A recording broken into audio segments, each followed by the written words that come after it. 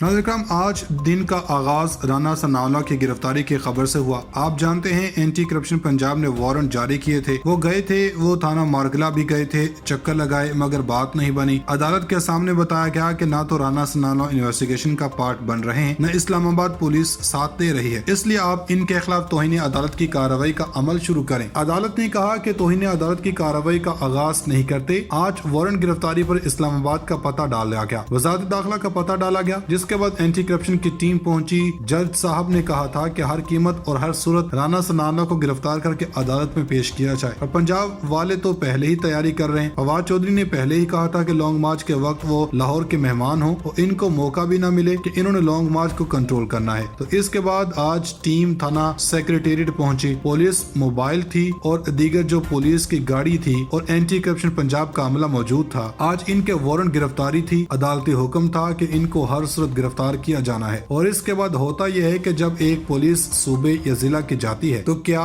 कि इसकी आमद और रवानगी नोट की जाती है और इनके पास जो ऑर्डर वसूल किए जाते हैं ताकि इसकी तामील करवाई जा सके। लेकिन सूरत-ए-हाल ये है कि इस्लामाबाद के अंदर तमाशा लग गया है। तहरीक इंसाफ वाले हिम्मत दिखाएं, हौसला दिखाएं। राना सनाउल्लाह में इतनी हिम्मत नहीं है। जब से वारंट जारी हुए वो मंजरनामे से फरार हैं। जियो न्यूज इमरान खान के बारे में तो कहते थे कि वो नामालूम मुकाम पर मुंतकिल हो गए। आज बताया जियो न्यूज इनकी लोकेशन। अब मूंछों को ताव देना बढ़ के माना बहुत आसान है। इसके बाद इस्लामाबाद पुलिस ने एक तमाशा लगाया। एंटी करप्शन पंजाब की टीम को इनकी आमद रवानगी जो है वो रोजनामचे के अंदर दफ्तर रजिस्टर में दर्ज नहीं की। हत्ता कि इनको कहा गया कि आप गाड़ियां थाने से बाहर निकाल लें, आप थाने से बाहर इंतजार करें ताकि हम राना सनाउल्लाह को किसी सूरत गिरफ्तार नहीं करवाएंगे। यानी इस्लामाबाद पुलिस ने अदालती अहकामात को मानने से इनकार कर दिया। एंटी करप्शन पंजाब ने आज ही कहा था कि इनके खिलाफ तौहीन अदालत की कार्रवाई शुरू कर दें, लेकिन अदालत ने एक मौका और दे दिया। लेकिन एक बात वाज़ेह है कि राना सनाउल्लाह को सरेंडर करना पड़ेगा। वो बेशक राहदारी जमानत लें, लेकिन अगर जमानत ना लेकर वो सरेंडर नहीं करें, इसके अलावा चारा नहीं है। एंटी करप्शन पुलिस से पूछा गया कि अब आपके पास क्या लाहेअमल है। इन्होंने कहा कि आखिरी बार बहाने किए गए, हम अदालती हुक्म के साथ आए हैं और इस्लामाबाद पुलिस ने अदालती अहकामात पर अमल करने से इनकार किया। इस वक्त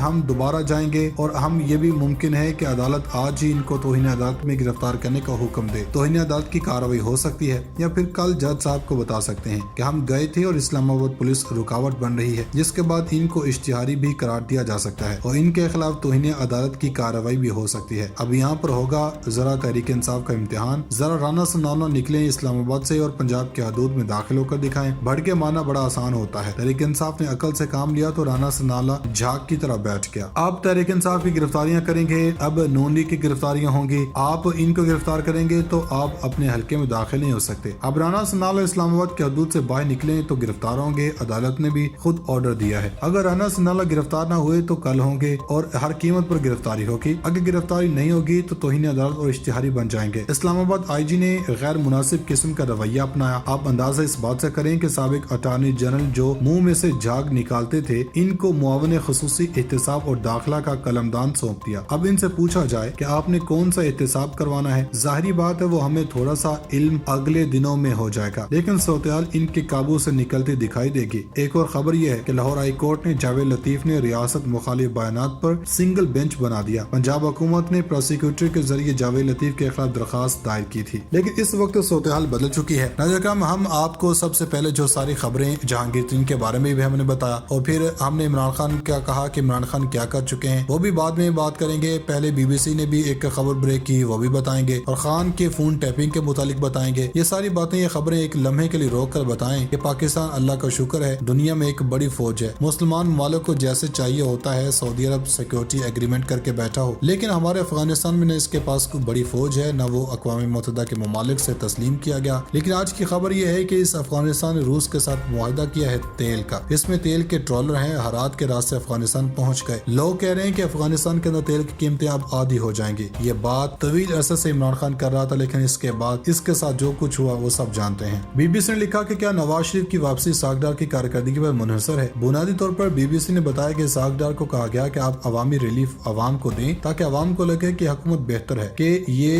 हुकूमत डिलीवर कर सकती है, इसलिए आप इसके बाद इलेक्शन की तरफ जाएं। ये करेंगे तो फिर आपको IMF पैसे नहीं देगा। IMF ने कहा था कि अगर आप लीवी नहीं बढ़ाएंगे तो IMF पैसे रोक लेगा। कोई इस हुकूमत की कारकर्दगी बताए कि ना सऊदी अरब और कतर से कोई पैसे आए, सिर्फ यह है कि उधार की जो रकम थी اس میں اب ایکسٹینشن ملی ہے. اس حکومت کو کوئی پیسہ نہیں دے رہا. اس حکومت کی پریشانی عمران خان ہے. عمران خان جو کہ اس وقت کلین چٹ لے رہے ہیں. بہت سارے رپورٹرز جو نون لیگ سے ہیں وہ کہہ رہے ہیں کہ عمران خان کی نااہلی ہوگی, ایک سے زائد کیسز میں ہوگی. اسحاق ڈار نے صدر عارف علوی سے 2 ملاقاتیں کی. اسحاق ڈار نے کہا کہ الیکشن کے لیے تیار ہیں, بس نواز شریف سے مشاورت کرنا ہے. اسحاق ڈار نواز شریف سے مشاورت کر کے عارف علوی کو بتائیں گے. اسحاق ڈار کی جانب سے صدر مملکت کو ابھی کچھ نہیں بتایا گیا, انتظار کر رہے ہیں. معزز ناظرین, آمدن سے زائد اثاثہ کیس میں وزیر خزانہ اسحاق ڈار کے اثاثے بحال کرنے کے لیے کارروائی شروع کر دی گئی. نیب ذرائع کے مطابق نیب نے اسحاق ڈار کے اثاثے بحال کرنے کے لیے پنجاب کے مختلف اداروں کو مراسلہ بھیج دیا. ذرائع نے کہا عدالت کے حکم پر اسحاق ڈار کے اثاثے بحال کرنے کا فیصلہ کیا گیا. نیب ذرائع کے مطابق اثاثہ جات میں پراپرٹی اور مختلف بینک اکاؤنٹس شامل ہیں. واضح ہے کہ احتساب عدالت نے وفاقی وزیر خزانہ اسحاق ڈار کے خلاف آمدن سے زائد اثاثہ جات کے نیب ریفرنس کی کارروائی ختم کر دی تھی. جج محمد بشیر نے ریمارکس دیتے ہوئے کہا تھا کہ ترمیمی ایکٹ کے بعد درخواستوں پر فیصلے کا اختیار نہیں. ہم نیب ہیں, نہ ہی ملزمان کے حق میں فیصلہ دے سکتے ہیں. معزز ناظرین, پاکستان کے وزیر مملکت برائے پیٹرولیم مصدق ملی کا کہنا ہے کہ روس پاکستان کو خام تیل قیمت دینے پر آمادہ ہو گیا. انہوں نے یہ بات پیر کو اسلام آباد میں ایک نیوز کانفرنس سے خطاب کرتے ہوئے کہی. مصدق ملی نے وزارت